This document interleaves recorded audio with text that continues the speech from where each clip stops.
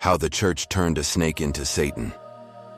In the story of Adam and Eve, there's a talking snake.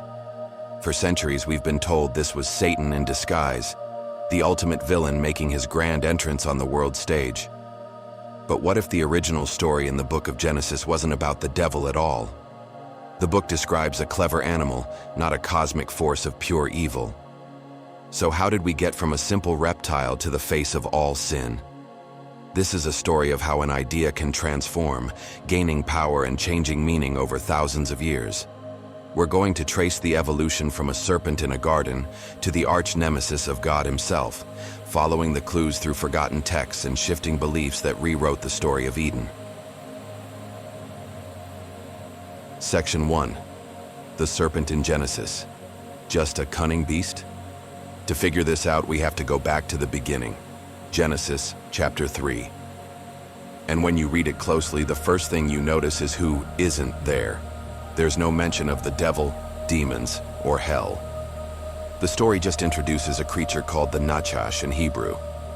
The text says, "Now the Nachash was more arum than any beast of the field." Let's unpack those words.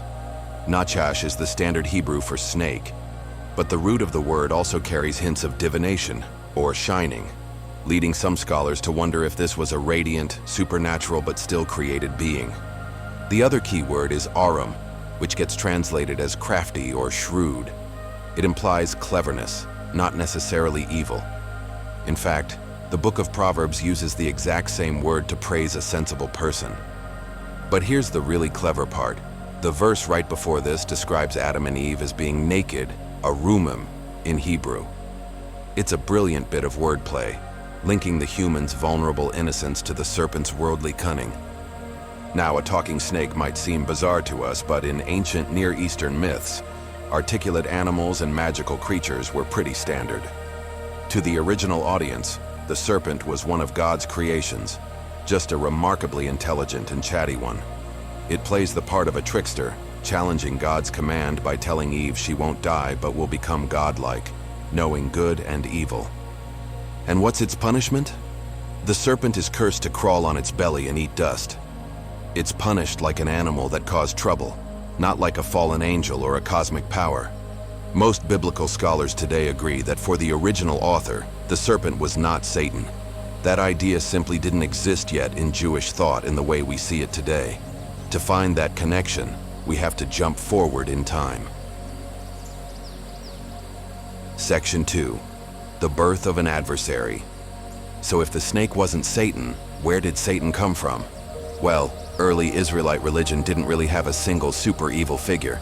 The Hebrew word Satan wasn't a name, it was a job title. It means the adversary, or the accuser. In the Hebrew Bible, this Satan character works for God, kind of like a heavenly prosecutor. In the book of Job, the Satan is in the divine council, and his job is to roam the earth and test people's righteousness. God literally gives him permission to test Job. He's an antagonist, sure, but he's not some rebel force. He's on God's payroll. We see it again in Zechariah, where the Satan stands in court to accuse the high priest, and in the book of Numbers, where God's own angel acts as a Satan to block a prophet's path. In these early texts, a Satan is an obstacle or an accuser, not the Lord of Hell. That started to change during the Second Temple period, between roughly 500 BCE and 70 CE. Jewish thought was interacting with other cultures like Zoroastrianism, which had a strong dualistic worldview of a cosmic war between good and evil. As people wrestled with why good people suffer, the idea of a malevolent supernatural enemy gained traction. The job title, the Satan, slowly morphed into a proper name. Satan, the source of cosmic evil. But even then, he still wasn't connected to that snake in the garden. For that, we need to look at the books written between the Old and New Testaments. Section 3. The Apocryphal Bridge. That gap between the Old and New Testaments wasn't silent. A ton of Jewish literature was written in these centuries that didn't make it into the final cut of the Hebrew Bible, books often called the Apocrypha and Pseudepigrapha. And it's right here that we find the first real links being forged between the serpent and Satan. A game changer is the Book of Wisdom from the 1st century BCE. Wisdom 2:24 drops a bombshell. Through the devil's envy, death entered the world. This is one of the first times in Jewish literature that the serpent's action is explicitly blamed on the devil. Suddenly, the snake wasn't just a clever beast. It was a mask for a sinister force, jealous of humanity.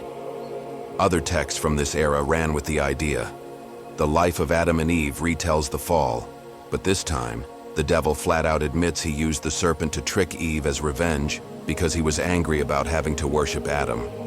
Here, the serpent is officially a puppet for Satan's schemes. Similarly, the popular Book of Enoch describes fallen angels who corrupt humanity. While it doesn't name Satan as the serpent, one version says the angel who led Eve astray was named Gadriel. You can see the trend. Writers were reinterpreting Genesis to explain the origins of evil. A crafty animal wasn't cutting it anymore. The serpent was becoming the physical vessel for a celestial rebel. Section 4. The New Testament and the Final Fusion. By the time we get to the New Testament, the connection that started in all this other literature becomes solid Christian doctrine. The New Testament writers, who grew up with these evolving traditions, made the link explicit and permanent. The most definitive statement comes from the Book of Revelation.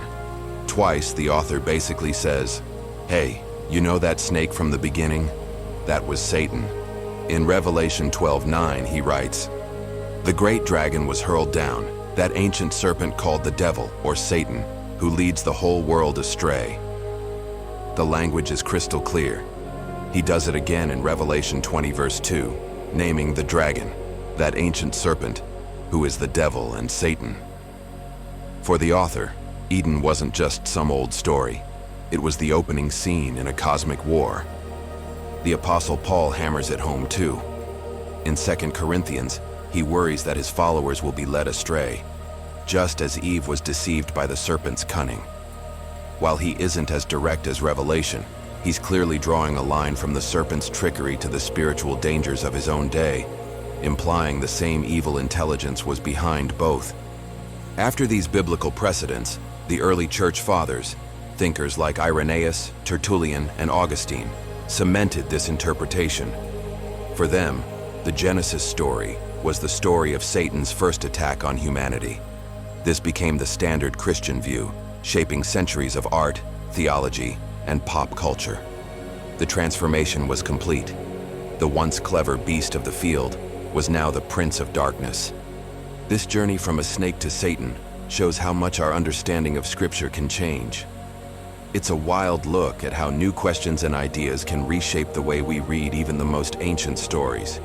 If you found this historical detective work interesting, make sure to subscribe and hit that bell, and let me know in the comments. Does this history change how you see the story of the Garden of Eden? So how did the church turn a snake into Satan? It wasn't a sudden switch, but a slow burn evolution over 1,000 years.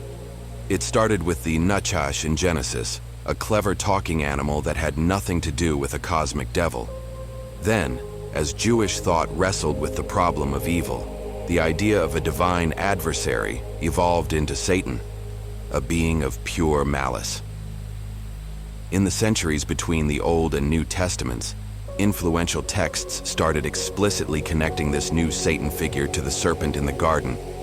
Finally, the New Testament, especially the Book of Revelation, made it official, naming that ancient serpent as the devil and Satan. What this really shows is that religious texts are alive. They're reinterpreted by every generation to answer its own questions about God, humanity, and evil. The story of the serpent and Satan might be the greatest example of this, a theological mystery that took centuries to unfold, forever changing how the Western world understood its own origin story.